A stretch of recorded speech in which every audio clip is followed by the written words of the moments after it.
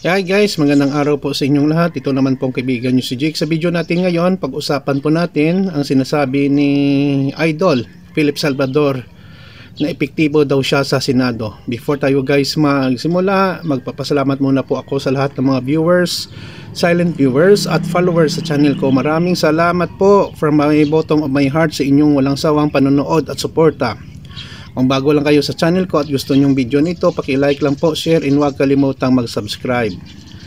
Iparinig ko sa inyo guys ang isang short video no sa Facebook, nakita ko, sabi ni Idol Philip Salvador. Play natin ha sa phone. Hindi po ako abogado, hindi ako doktor, hindi ako engineer, ako isang artista. Pero ako yung artista magiging epektibo, maglingkod at magserbisyo sa sambayanang Pilipino. Ako po si Philip Salvador, kandidatong senador, numero 58 sa balota. At ang laban nyo ay laban ko. Hindi po ako abogado, hindi ako doktor. Okay, narinig po natin no. Klarong-klaro, hindi po ito fake news or computer generated. Si Idol Philip Salvador nagsalita. Hindi daw siya engineer, hindi daw siya doktor, hindi daw siya abogado. Isa po siyang artista.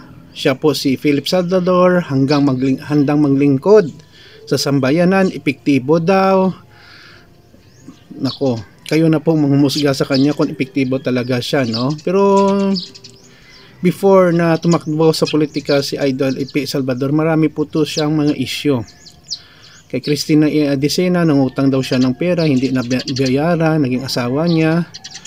At saka yon, ang pinakamalaking issue ang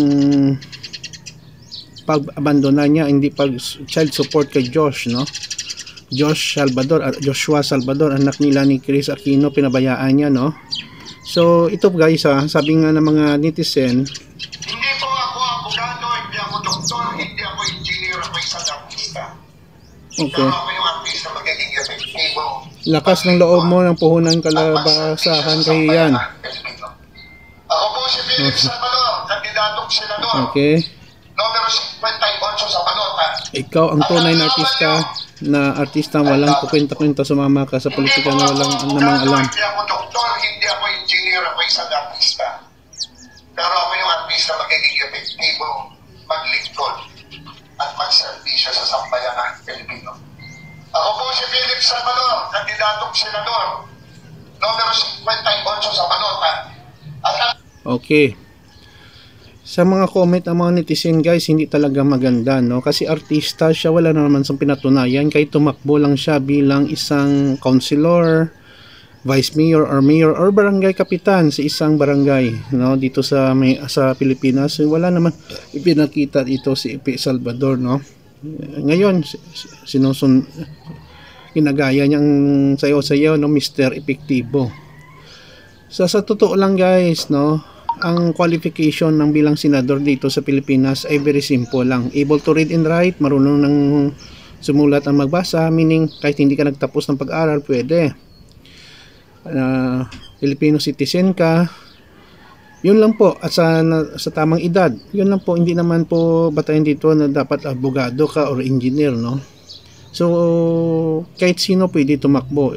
Especially ito po si Idol Philip Salvador, no? Sikat na artista, multi-awarded, magaling magsalita, pero kayo na lang guys humusga kung dapat ba siya sa Senado o hindi. Sa nakikita ko ngayon sa mga survey, hindi siya nakapasok kahit sa Magic 12. Wala po siya, si Idol Philip Salvador, no? Kailangan po natin sa Senado ang matatalino, alam ang batas, at laging handa na tumulong sa kapwa. Yun lang po guys, masasabi ko, please like, share, and huwag kalimutang mag-subscribe sa channel ko. Mahal ko kayo. Ingat po tayo palagi guys. Thank you sa inyong panonood sa video natin. Hanggang sa susunod na video guys, paalam.